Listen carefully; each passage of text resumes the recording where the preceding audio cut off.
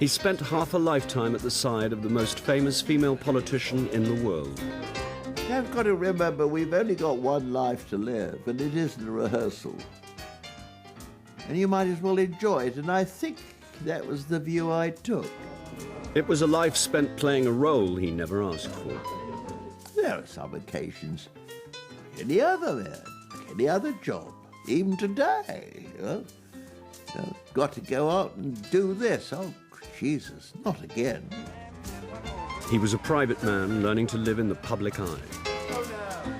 It is better to keep your mouth shut and be thoughtful than open it and remove all doubt. This is life behind the doors of Downing Street as you've never seen it before. Life through the eyes of the only male consort to live at number 10. I like Barbara Bush. I like Nancy Reagan. I got on very well with her. I don't think I ever found that difficult. Mark you, I never took any liberties, you know. I wasn't trying to get off with them or anything like that, because that's not my style. Speaking to his daughter Carol shortly before his death in June this year, Denis Thatcher talked about life with Margaret in what was his first, last and only interview. For its time, it was a unique marriage, unique partnership. What did marriage mean to you? Good grief, woman.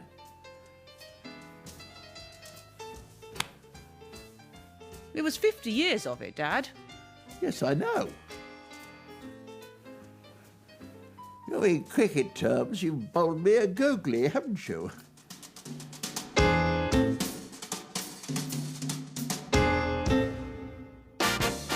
Denis Thatcher, a 64-year-old businessman, stepped out onto the national stage in May 1979. His wife, Margaret, had just pulled off an extraordinary election victory over Jim Callaghan to become Britain's first woman Prime Minister. The campaign which propelled her to power was fought against a background of strikes and public service stoppages crippling the country. The then socialist government was a disaster. And it was pretty clear that we were going to win. Didn't know by how much, but they were very, very unpopular throughout the country. And I got hold of that by the tours we did from time to time. It was during this campaign that the public got a glimpse of the many sides to Denis Thatcher. There was Denis the businessman who thought that militant unions were ruining the country. We were visiting a town where there was a little demonstration. This caused some concern, I think, to the police. And so after a short visit, we got back on the bus to set off. And just as we were leaving, Denis strode to the door and leant out and shouted at them at the top of his voice, "Why don't you all just bugger off back to Moscow?" And then we drove off. There was Denis the golf-playing bon viveur who enjoyed a stiff drink. We finished up in a conservative club somewhere in the constituency. I can't remember the name of the chairman. He was a very, very, very nice man indeed. And he said, "Would you like a drink?" And I said, "Sure as hell." You know? And he goes back, and he comes back with a tumbler full of neat whiskey. I said, "Any soda in this?" Well, he said, "I didn't think you bothered with the soda." And recovered one, all right. There was also Denis, the man behind the scenes, who in the privacy of his own home had blunt but endearing views on how his wife's campaign should be run. I'm looking forward to it being over.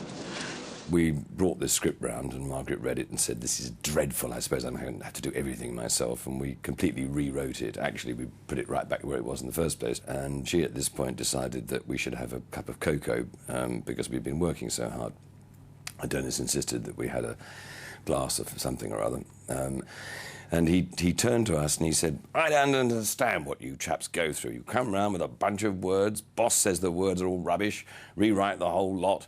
If it was up to me, I'd just go on the television and I'd say, 'Jim Callaghan, stop him!'" But there was another side to Denis Thatcher that would prove an invaluable asset for the future Prime Minister. He was calm and unflappable in the face of the unexpected. One of the classic memories I have of Denis is in Finchley, Eve of Poll in 1979. We forced our way through a phalanx of supporters into the hall. But as we were passing, a young man leaned out of the crowd and thumped Denis very, very sharply in the stomach. Very much in the same way as somebody assaulted John Prescott at the last election campaign. Denis's reaction was entirely different. We do nothing, we go straight on. His immediate and instinctive reaction was absolutely right, and it showed the depth of character and the depth of judgment that Denis has. And it made him, that helped made him one of the most important people to have around at a time of crisis. With Margaret Thatcher's election victory, this shy, retired businessman suddenly found himself at the heart of British politics, a world away from where their stories started.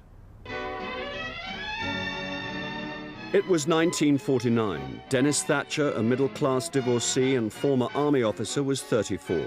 He was running the family paint business near Dartford, Kent, when a colleague invited him to a dinner that would change his life. Stan came to my office one day and said, "You've got anything to do for dinner tonight?" So I looked at my diary. I said, "Stan, no, why?" Well, he said, "Would you like to come home to dinner? We've got this new young woman who is the Conservative candidate for Dartford." So I polled up for dinner, and there she was. Nice-looking young woman, of course, always has been. So I said, "How are you going to get back to London?" And she said, "I go on the train." I said, "Well, you can come in my car." So I drove her back. It wasn't very long before we were taking her to dinner and that sort of thing. Was it a romantic courtship? I wouldn't like to use that word. We had the same views, and therefore it was very easy to talk one to another about the things that were happening at that time. You went on a touring holiday to France with an old school friend of yours in what you described as a sort of taut trap sports car that you had in those days. Yes. And you said that's the time that you pretty well made up your mind you were going to marry her. Is that right? And yes, roughly speaking, yes. We had a lot of time to think when he was sitting, driving all around France, which we did. How did you make the decision? I must tell you, I don't know. It just comes to you, doesn't it? I mean, you go through certain processes of thought, and, comes again, you know. They married in 1951. Denis Thatcher was 36, his bride, Margaret Roberts, 12 years younger. It was not long after the end of the war, and you didn't want an elaborate wedding, and I had a beautiful evening dress, a dinner dress, which was dazzled up, as it were, for the occasion. And then, because it was a wedding, I had a lovely hat. You see me in the sort of hat that goes back. And how in the world were we to liven it up? It was blue, it was a sapphire blue, but we found the most beautiful grey ostrich feather and put it on the hat from there, and it came. It tickled a bit there, but never mind. So it really was quite magnificent. In 1959, Margaret Thatcher, now a mother of twins, Carol and Mark, campaigned for and won the London seat of Finchley. In an age when middle-class women stayed at home while their husbands worked, Denis seemed noticeably relaxed about his wife's political career. I wasn't going to compete with anybody. If she wanted to be in politics, she could be in politics. I'd seen what politics was like, and I didn't find it a particularly attractive way of life. Dashing about from meeting to meetings and meeting and greeting, canvassing. No, I just turned up to the meetings when she was speaking during the election. It was a busy two-career household, and while it suited the parents, it sometimes meant that family life suffered. I couldn't have done it had Denis, for example, had a business right up in Leeds or Glasgow. His business was in London. My constituency was in London, so we were always together. You couldn't have spent that much time together. You were both working flat out. Yes, but don't forget, you can make time to spend together, and you do. So if you want something very much, you can arrange it so that it works, and we did.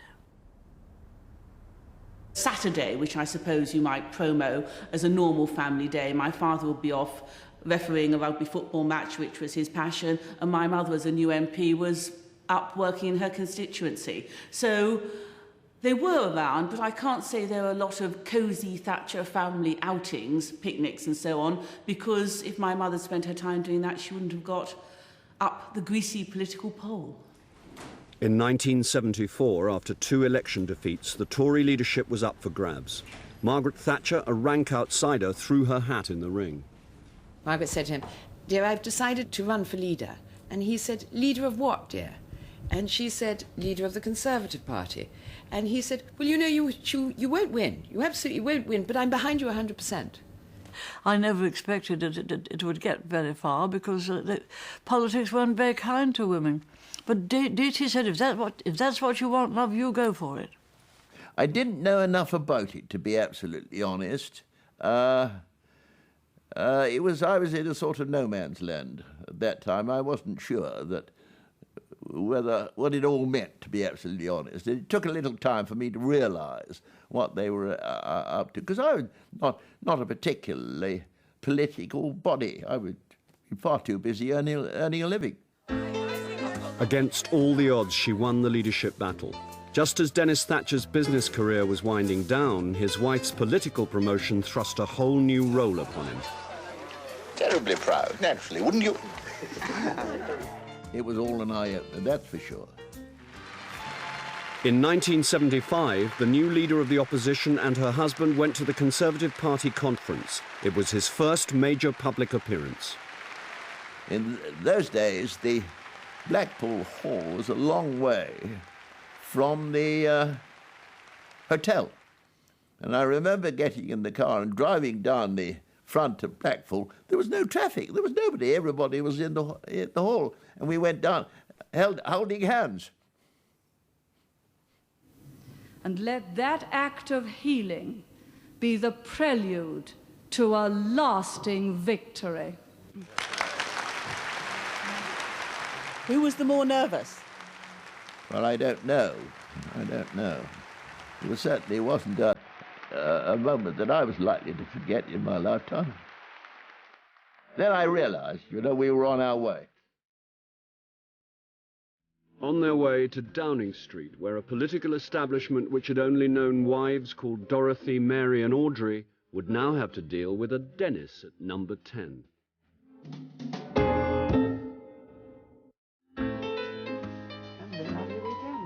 When the Thatchers first moved into number 10, the Prime Minister obviously brought clothes and hats and handbags, etc., etc. But Mr. Thatcher turned up in his old Ford car, and the first thing that came out of the back were his golf clubs, which for the duration of his time at number 10 stood in the front hall. Once you get upstairs, I mean, it's pretty private. I had a study there, which I worked it. No, it's a pretty easy place to be. I found it, anyway. We paid rent there, believe it or not. From the moment he moved into number 10, Denis Thatcher was determined to live his life pretty much as he'd done before. As far as he was concerned, he made no compromises whatsoever. If he wanted to go and have a drink, he went and had a drink. If he wanted to go by bus, he went by bus. If he wanted to go by tube. Remember when he got his tube card as an old age pensioner, he always went by tube everywhere, much to the fury of the police, who were always trying to guard him, and he was completely disinterested in anything like that. You had to learn pretty quickly. You had to be fairly observant. And I don't think I'm bad at that. One of the things that happened, it was in the press, and I realized how easy it was to make a mistake. One of the tabloids made a comment that I walked about London in a battered trilby. And I didn't think that was very kind, but I thought about it a bit. And I thought, yes, they're probably right. So I went off to Locks and bought a new hat. But it was an example which went in and said, now, you've got to be careful. Don't give them a chance to either make fun or be rude, you know. And certainly don't get caught by the press having too much to drink, that sort of thing. You had to be a bit cunning. Shrewdness and discretion soon became Denis Thatcher's watchwords, the key to keeping his name out of the papers. They were also handy when dealing with nosy members of the public. Denis went off to the bar, and he ordered a pint and a scotch, and the chap standing next to him at the bar said, "Excuse me," he said, "but you're that Denis Thatcher, aren't you?" To which Denis replied, "No, I'm not, and I'm bloody sick of being mistaken for him," and cleared off, because that was the best way Denis could avoid the whole issue of having to discuss Conservative Party policies, what it was like being Margaret's husband, etc., etc. Denis was simply putting into practice advice he'd learned as a young man from his father. Well, he once said to me, "If you take my advice, you'll never make speeches. And if you do, just remember one thing. Well, it is better to keep your mouth shut and be thought a fool than open it and remove all doubt." What do you think your role is in this campaign? What do you come out here to do? Help? In what way? I don't know. And he also said, also remember, we were talking about it, you see, whales only get killed when they spout, which I thought was a good one, which I'd used. Mr. Thatcher, can I ask you how you're enjoying the campaign? I'm enjoying this factory at the moment, thank you very much. Are you finding it a punishing schedule? No. But occasionally, Denis found his own rules hard to live up to. We were flying into Canada for the Prime Minister's first official visit, and Denis, bored with life up front in the VC-10, came back to the press section where we were having our early morning G&T. And he got extremely pally, not to say rather well oiled, with Michael Jones of the Sunday Times. And he joined in the drinks party and looked out of the window over the wastelands below, the Labrador coast, and said to me, "Do you know what Canada is full of?" And Michael said, playing the steward, said, "No, Denis, tell me, what is Canada full of?" And Denis, with elaborate courtesy for all the ladies around, said, "Michael, Canada is full of F-all." We had a laugh, and at that moment, Mrs. T appeared behind him. "DT," she said, "what have you got in that glass?" He looked at the glass. "Just a little tonic, my dear." Off they went. The next thing was that number 10 staff hustled in. Did he say anything? Anything to say? So he obviously slightly concerned that he might have been incorrect. And I sort of got hold of Michael Jones. I looked him very severely in the eye. And then I told him the story. Great belly laughs all round. Of course, nothing was written, because Denis was off limits. He wasn't a paid official, he wasn't a civil servant. He was a private person living in number 10.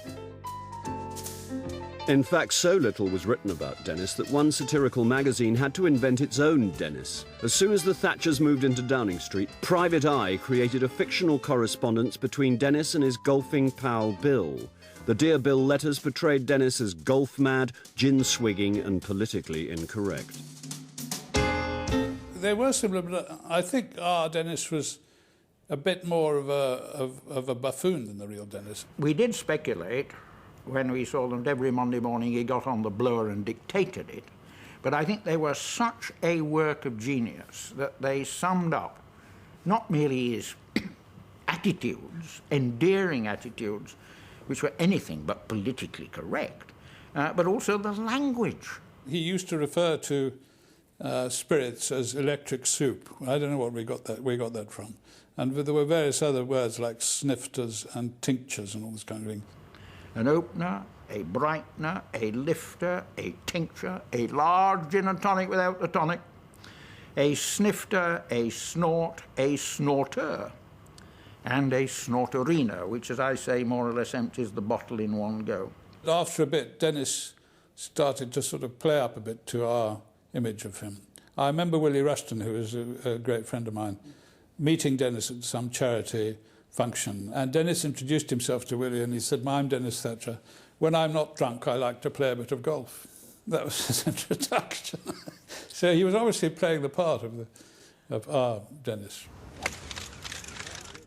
The Bill of the Dear Bill letters was based on Denis's golfing partner and lifelong friend, Bill Deeds. As former editor of the Daily Telegraph, he saw how the Dear Bill letters actually helped Denis's strategy of keeping out of the political limelight. That private eye letter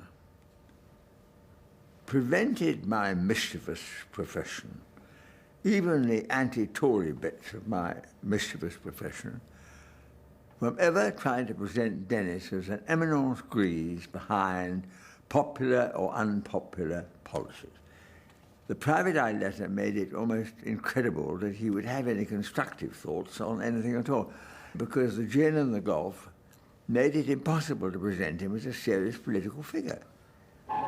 The fictional Denis was under the thumb of a woman he called the boss lady. In reality, it was sometimes the other way round. We were staying in some High Commissioner or ambassador's house. She never went to bed, and she used to go on a bit. So I got off my chair and I walked across to Margaret and I said, if I may be allowed to say so, you've got an exhausted staff, we've had a hell of a long day, pack it up.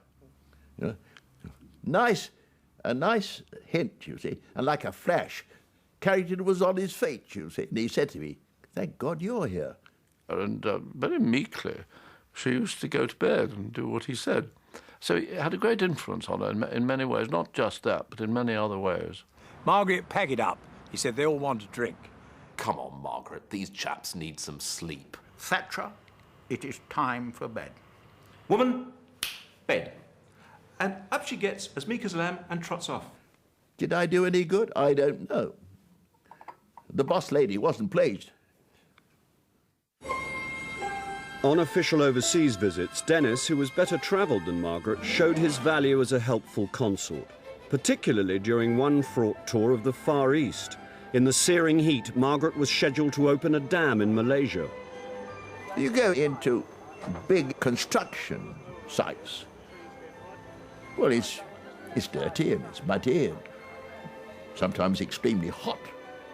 And Margaret pressed the button to start blowing up the ground to build the dam. Now, that was uncomfortable, going out through the bush and that sort of thing. But it was interesting. And if I didn't find it interesting, I made it interesting by asking, I hope, intelligent questions. And if you just push that forward, it'll stop. And I think I helped a bit. Because even Margaret can get a bit tongue-tied because she doesn't know what to ask.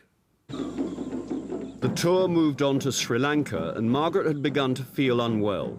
The attention turned to Denis and the local wildlife. Denis tried to feed this bull elephant with some bananas, but instead of sticking them at the end of its trunk where it wanted them, he tried to stuff them in its mouth. And all this was being filmed by Sri Lankan television, and I thought, oh, God. And then the Prime Minister went to pieces. She was overcome by the heat, really, but she developed a tremendous coughing fit and looked very bad in the middle of a press conference in Kandy. To date, in political and trade terms. Well, a very great deal. And she passed out in the car, and by the time we arrived, Karelia or somewhere, she was by no means well. You know, and she, dashing about and talking about doctors and hospitals, etc. She will have forgotten it, but that frightened me. And it also taught me to be a bit careful all the time, and incidentally, to watch her be not taking those sort of chances. Well, you don't mind the heat, and she's not good in the heat, is she? No, she's awful. Oh, yes. Get the temperature up above 80, isn't it hot? But turning up with Denis Thatcher, the discreet consort, was sometimes the other side to Denis, the outspoken man whose blunt talking would erupt at unfortunate moments, once during a Commonwealth conference in India. So we retreated to Goa, where the lights kept going out. And unfortunately, they went out many times while Denis was dressing for dinner.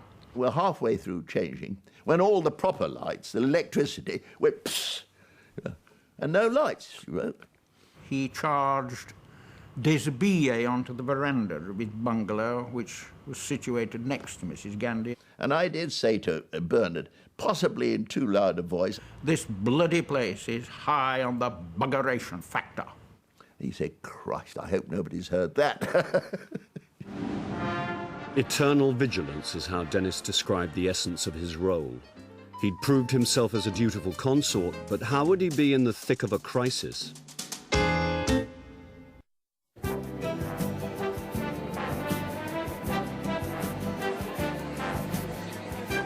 For 11.5 years, Denis Thatcher was an uncomplaining consort, even in the duties he enjoyed the least. I don't think my dad liked general election campaigns at all. I remember him saying, "I don't know why we go through this carry-on for 3 bloody weeks. After all, at the end, on polling day, it's either, 'Hello, it's me again,' or 'Goodbye, we've lost.'" I don't think he liked the tension, the endless travel, the strain a general election campaign inevitably inflicts on the leader of a party.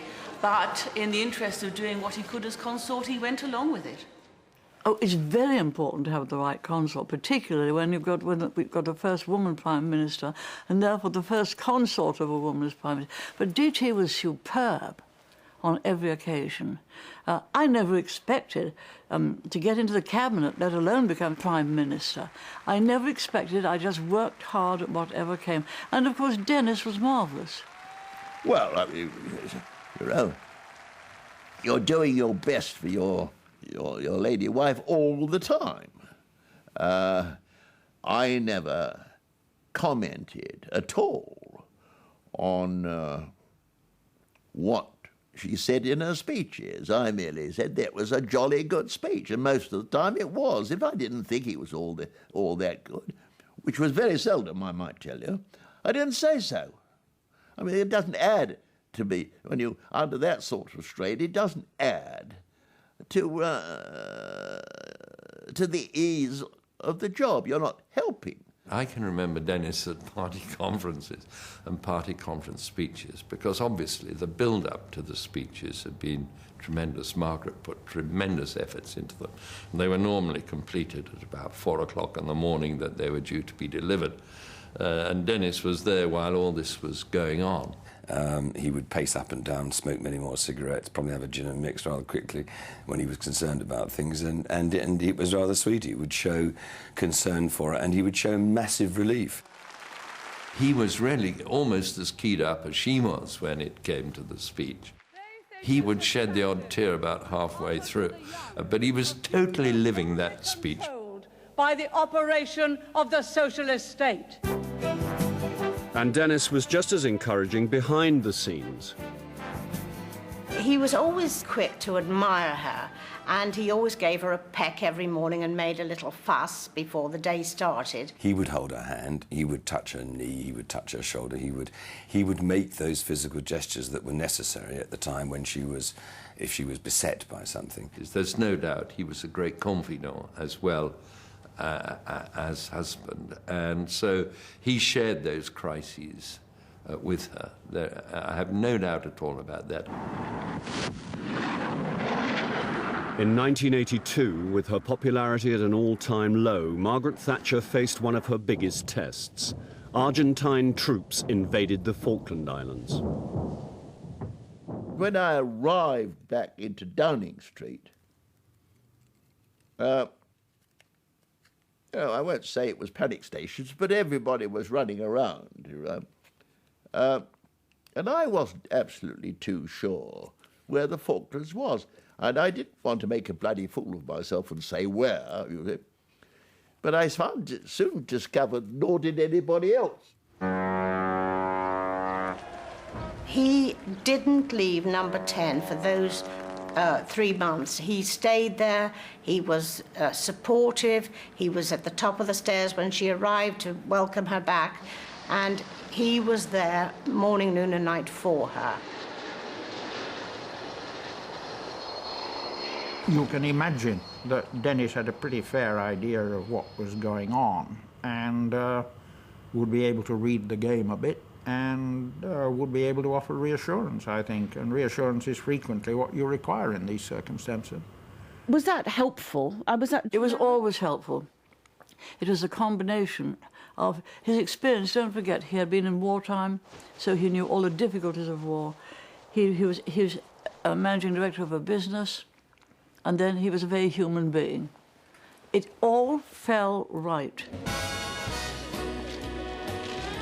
The Thatcher years were not all about crises. During dinners and receptions at Downing Street, Denis mixed easily with presidents, politicians and members of the public, playing the role of the hospitable consort. People used to be a bit overcome coming to Downing Street. And they looked overcome. See, and I suddenly decided if you're going to be a decent host, you've got to help them through and introduce them and get them going. He was a marvellous host, and he played his full part in every occasion which we gave from Downing Street. Full part. He was wonderful. I remember the Gorbachevs coming for their first visit to Britain, and they came to lunch at Chequers. And Diti showed Mrs. Gorbachev, all of us, a lovely library at Chequers, and she was a very, very skilled and cultured woman. He showed her all around. Well, I spoke to Mr. Gorbachev for about 2 hours, and that really set the tone.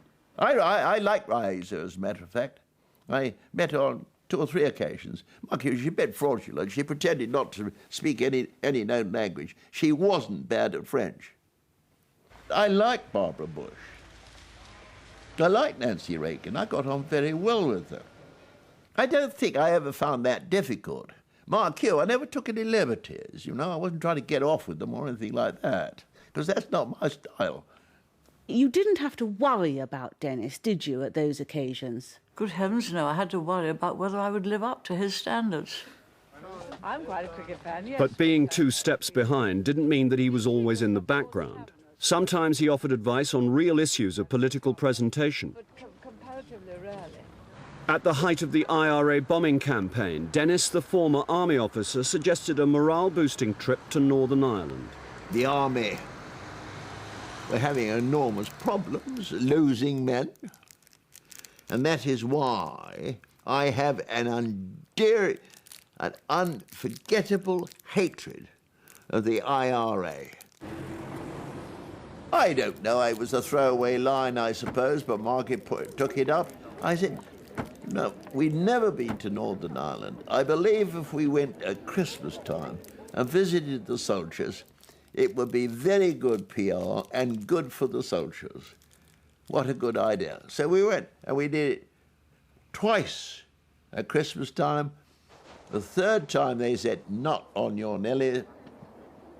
And I think we went later.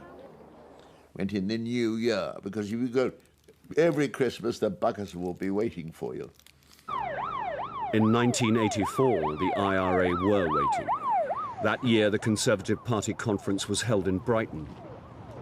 The Brighton bomb went off somewhere, I think, between 2 a.m. and 3 a.m. I was still working on my speech that was to be given the next day. And my staff were just opposite, typing it out as soon as I had got it. And DT was there. I'd just got into bed. Just got into bed. And you do funny things.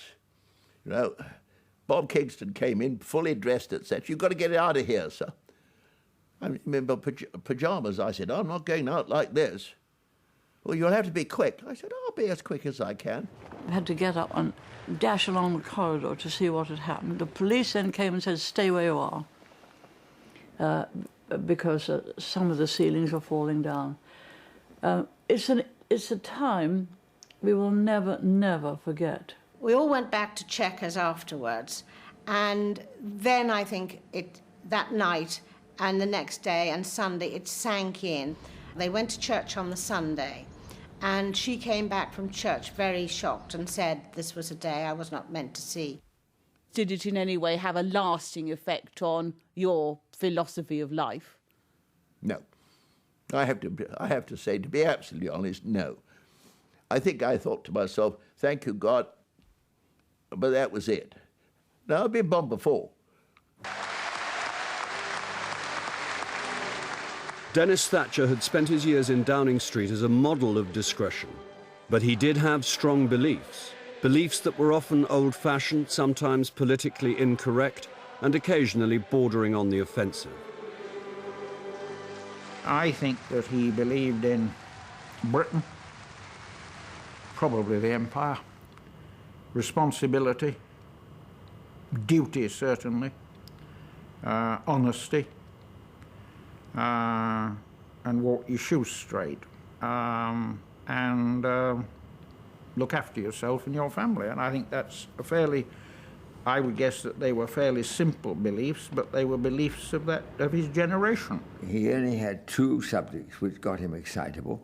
One was the BBC, and we won't go into that too deeply, and the other was South Africa, where he felt, I think, that South Africa was being treated unjustly. Prime Minister, harmonious meeting ahead? I think so. Any problem with sanctions? It was a time when, for most of the world, apartheid South Africa was an international pariah. Denis Thatcher had family, business and sporting links to South Africa. This brought him into conflict with those who called for tighter sanctions, like the then Secretary-General of the Commonwealth, Sonny Ramphal. Sanctions are here, and they are here to stay. Sonny Ramphal, yes. He and I didn't get on. He was so left-wing, you know.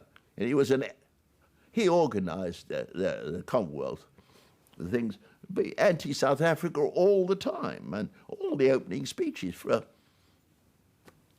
they come every other year, so I suppose I must have heard the opening speeches against South Africa for at least 3 times. I didn't think he was a buffoon. I felt that he held serious views. They were not my views or the Commonwealth's views. They were really very, very old-fashioned and a little racist. You know, and I used to say to Sonny Ramphal, I said, you really are a terrible man. You know? Oh, Ross would laugh at, oh, I said, no joking. I said, you do more harm than good, you see. Now, he came back after the election. I said, you've got us for another 4 years, Sonny. I hope to Christ we're not going to have you. Roars of laughter. But I would have laughed because I would have regarded it as a compliment. It meant that I was succeeding, that the Commonwealth was succeeding in the dismantling of apartheid. And Denis, quite seriously, was a friend of apartheid South Africa. I think we ought to think about summer holidays, dear. In public, Denis kept his extreme views under wraps. In fact, he was so discreet that even his most valuable role would only be played out behind the doors of number 10, that of wise counsellor. Great reader of man, you know, really, Denis. Very clear in his head as to a man's virtues and a man's weaknesses. In many ways,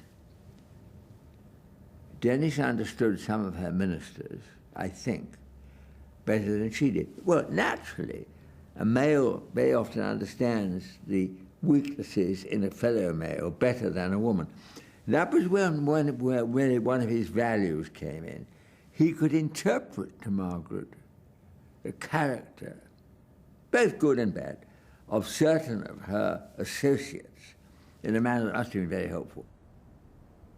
You perhaps only have one person who's capable of turning around and saying, darling, you've got this wrong, or darling, you've got to think again, or darling, you mustn't do what you're intending to do. And that's never going to be a pressman, it's never going to be a chap from party headquarters, it's never going to be a communications expert.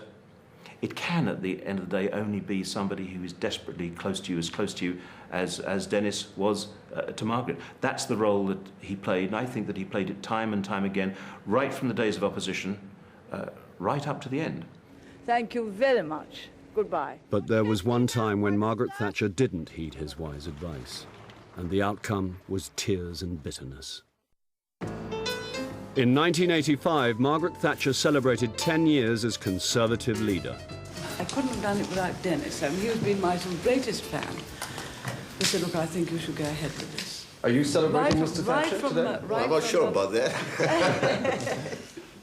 Yes, you are celebrating. Yes, you are celebrating. He masked his doubts then, but they were to resurface 4 years later as she celebrated 10 years as Prime Minister. I don't know whether I was thinking of myself, but I certainly was saying, we're coming to the end. Time for you to go. And she took me seriously and looked up diaries and where the Queen was going to be, etc., etc. And she was ready to go. I think she was ready to go. Not to be kicked out, to say, I've had enough, I want to hand over. And go at the top, if you like. And go at the top, undefeated. But she didn't go. Others in the party feared that if she stepped down, she would split the Conservatives.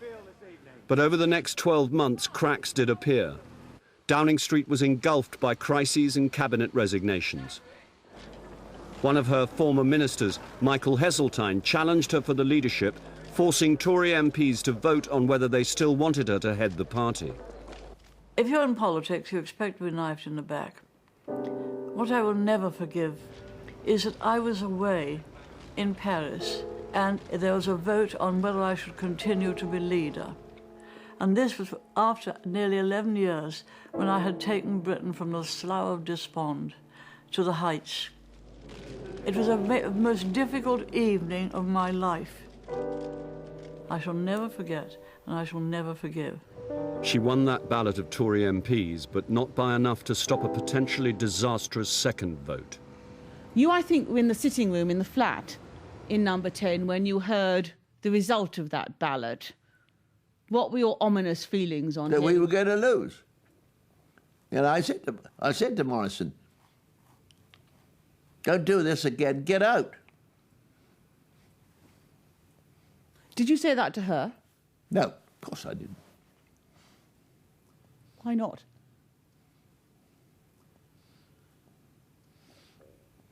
She might have thought I was undermining her position. She might have thought that I hadn't got the ability to stand firm. I don't know, but I didn't. But I could see it coming. In the days that followed, it was clear that Margaret Thatcher's support was hemorrhaging. Even her closest colleagues were deserting her. She had little option but to resign. Was there anything Denis could do to cushion the blow that was so awful? No, just being there. I mean, this is a great thing by a very, very successful human marriage. You're never alone. You don't have to talk about it. When difficult things happen, you mustn't talk about it too much because it only makes it more difficult. You accept it. I accepted it. Some people said, oh, well, won't you go again? I said, certainly not. I accepted it and left. Heartbreak. Of course it was. It was a terrible thing. History keeps on writing it up, and it was an awful thing. Bad men voting for bad principles. We went and visited him where he was having some toast for breakfast. He was very taciturn. I suspect, and I only suspect this, I suspect that he was relieved that this was over. But I think it was overlaid by a certain anger on this part, that this damn party of hers had treated her in the way in which it had. Was it the treachery of the Tory party in 1990 that really appalled you? Yes. Booting her out? Yes, and appalled a lot of other people. That's the important thing. Appalled millions of people all over the country. That's what upset them. Treachery. They said, how could they do it? And it would have been a very, very good thing if the next election after Margaret went, we had lost. If Major had lost, we wouldn't have the disaster we've got now. He was a ghastly Prime Minister. More people deserted our party, and we have never recovered. We have never recovered. And look Look what that bloody man did to us in the last election. Total, complete and utter defeat. The whole of the situation of the Conservative Party today springs from that night when they dismissed the best Prime Minister the country had had since Churchill.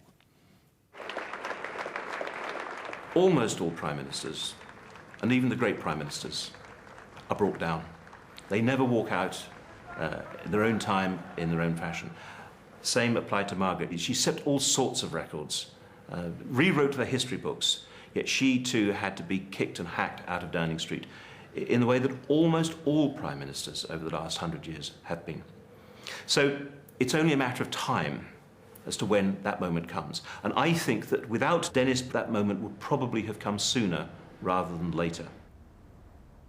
For its time, it was a unique marriage, unique partnership. What did marriage mean to you? Good grief, woman.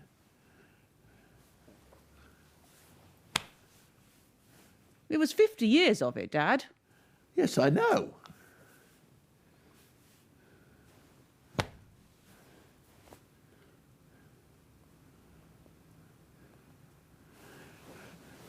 You know, in cricket terms, you've bowled me a googly, haven't you? I don't know, love. I really don't. What it meant to me. A happy life, of course.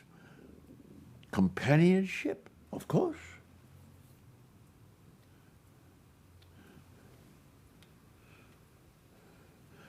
A common objectives, I think.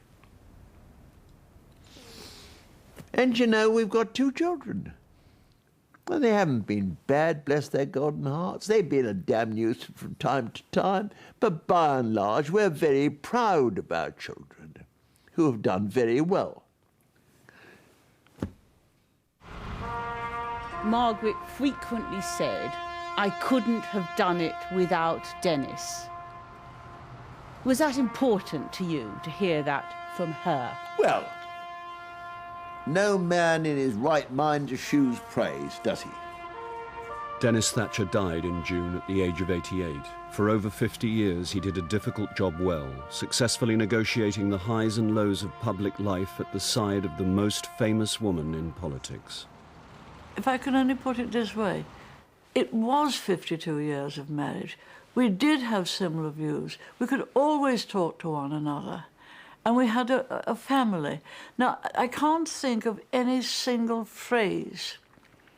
You say it's a perfect marriage. It doesn't ring right, does it? I had a wonderful marriage in every way. And I had the most marvellous husband that anyone in the world could ever wish for. And I reckoned I was there to help. Shadow on the wall, out of sight. Out of mind, if necessary, but therefore be there to help.